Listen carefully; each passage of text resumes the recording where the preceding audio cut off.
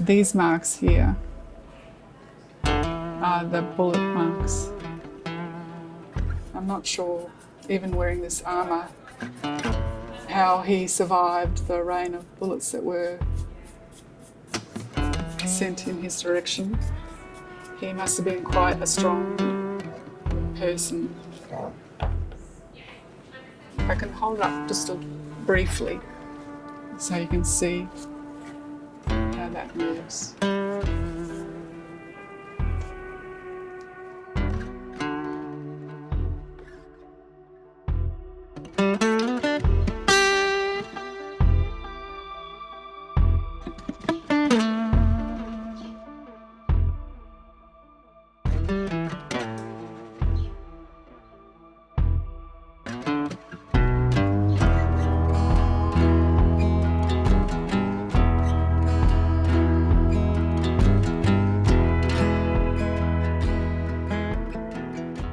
On the count of 3. 1, 2, 3.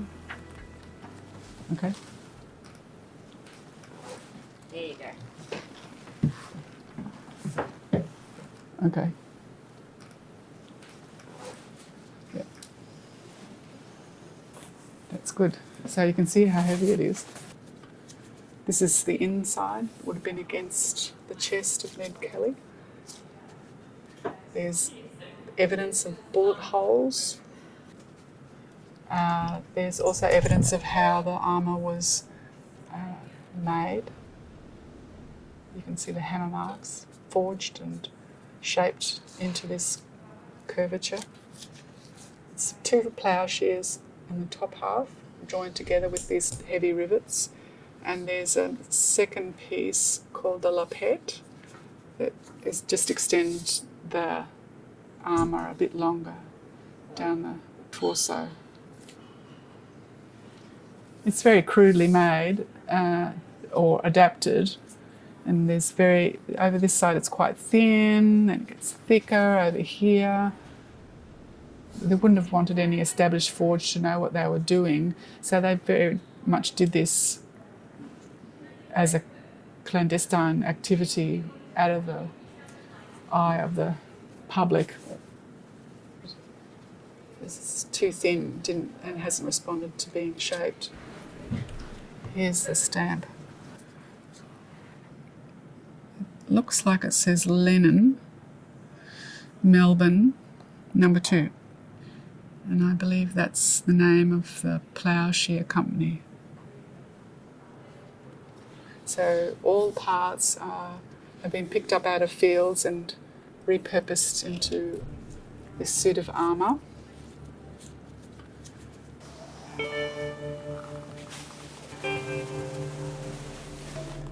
So this piece is the back of the armour. And when it's on display, you can't see this information on the inside. It says D. Kelly, which stands for Dan Kelly. At one time, this piece was thought to belong to Dan. It's since been attributed to Ned.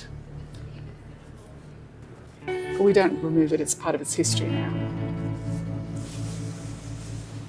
And you can see how it's made. There's 2 plough shears joined down the middle, and then these very rough points where it's joined. You can see all the marks inside, how it was machined and shaped and bent and shaped in the forge where they were manufacturing or joining the pieces. Originally there was leather thong or some sort of leather strap through here that went over the shoulders and joined onto the front piece. We don't have those. They don't exist anymore.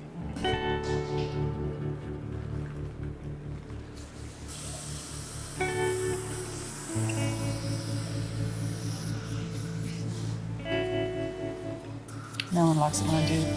We have to do this because the vacuum's on forever.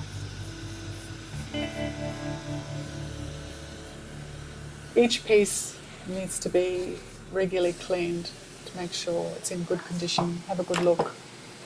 And if you look closely, you can see these initials, H and H, another H and 3.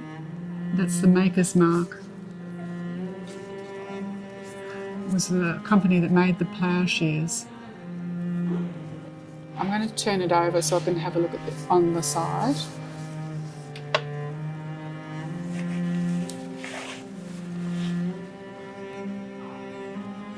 Take this off. This just holds this movable piece apart. This is the eye pits where Ned would have looked through. And just keep that in there during storage. I'll turn it around. You can see the top. I don't know if that's original. You can see this, it's just these big bolts holding the pieces together. But this is the part here. This part here moves. So he would have had quite a narrow view, quite restricted vision through that little space. The armour is very familiar to me now, and we don't get to handle it that often. But what strikes me about it is the weight of it, and the stories around it, and how important it is to people. They want to come and see it and try and find out a bit more about Ned the man. Their descendants are still here to tell stories and to remind us about who he was. Whether you believe in his story, whether you think he's a hero or a villain, I don't subscribe to. But he's definitely part of our history.